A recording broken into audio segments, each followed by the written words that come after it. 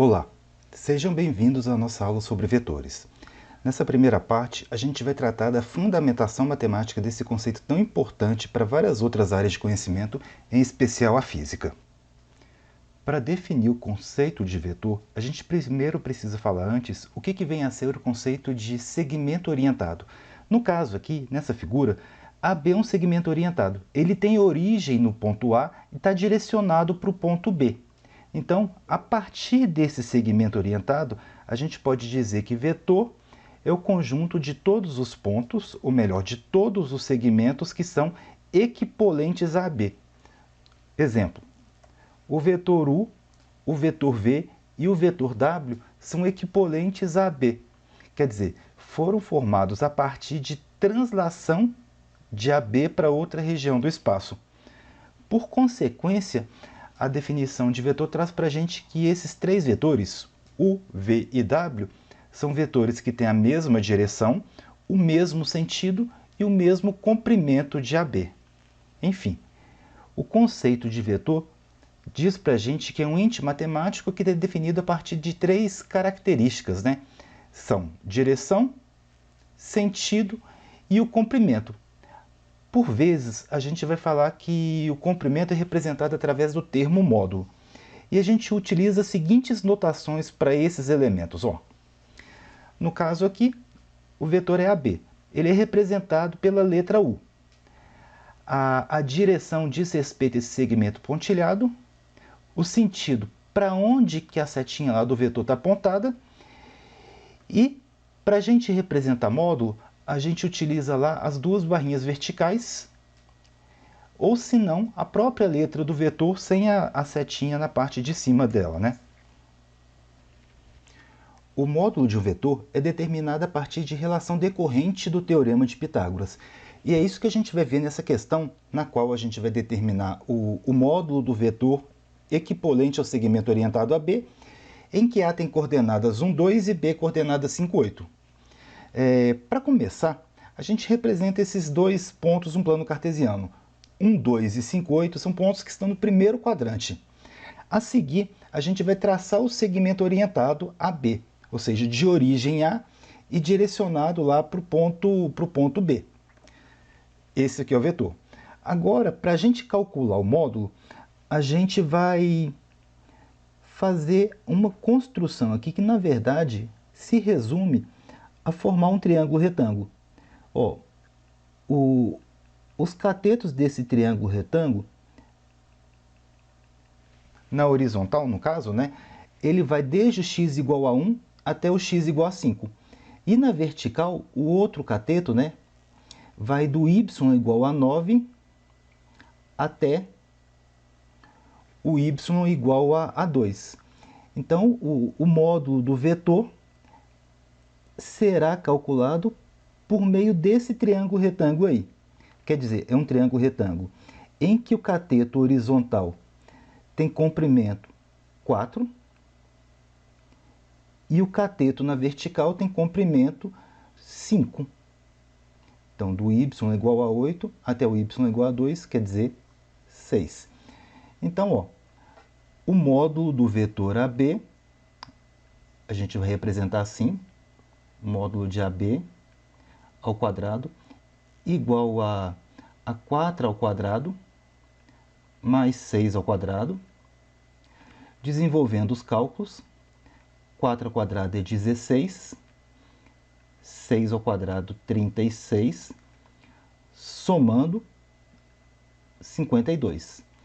Para determinar o módulo, a gente tira a raiz quadrada de 52, ou seja, o módulo do vetor AB igual a raiz quadrada de 52, que se fatorado, fatorando 52, a gente obtém raiz quadrada de 2 ao quadrado vezes 13.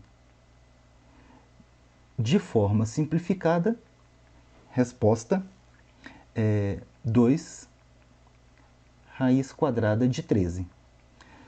Esse que é o módulo do vetor AB. Aqui vale a pena a gente comentar algumas observações.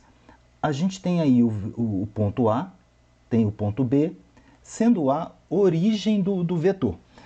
Como que a gente poderia representar matematicamente falando, esse vetor AB. Para a gente representar matematicamente o vetor AB, a gente vai fazer a subtração das coordenadas de B e A. Então, a gente vai fazer essa subtração aqui. A gente vai pegar as coordenadas de B. No caso, as coordenadas de B são 5 e 8. E vai subtrair delas as coordenadas de A, que são 1 e 2. Então, o vetor AB pode ser representado a partir desse par de valores aqui, ó. 4 ao longo do eixo X e 6 ao longo do eixo Y. Uma outra alternativa para a gente calcular o módulo é calcular a raiz quadrada da soma dos quadrados dessas duas coordenadas do vetor AB.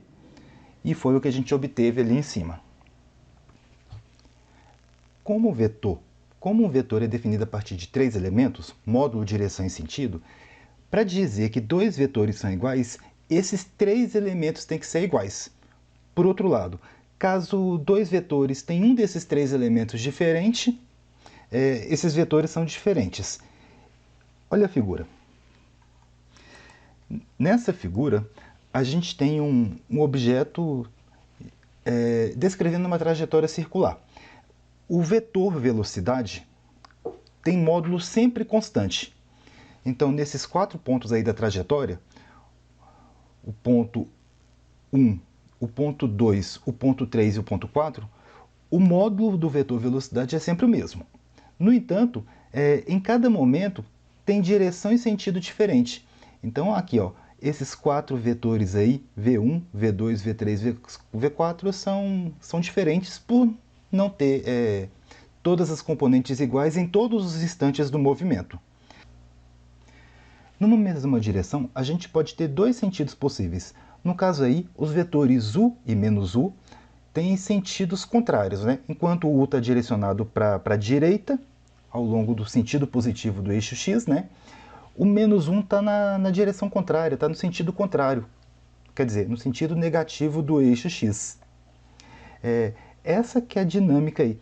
Para cada direção, a gente pode ter 2 sentidos possíveis.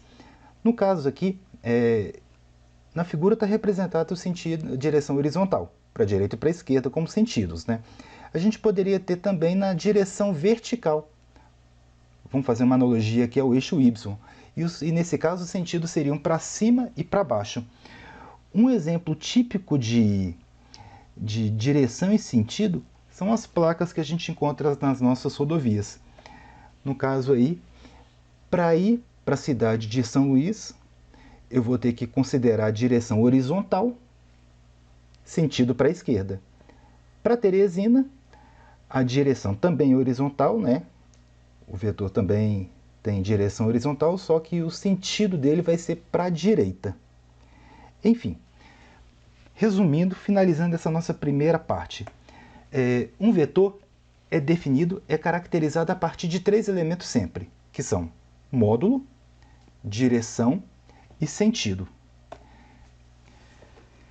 Na próxima parte dessa aula, a gente vai falar de 2 tipos de grandeza, cuja diferença entre elas está no conceito de vetor. São as chamadas grandezas vetoriais e a gente vai fazer um paralelo com as grandezas vetoriais. Pois bem, fico por aqui até a próxima aula.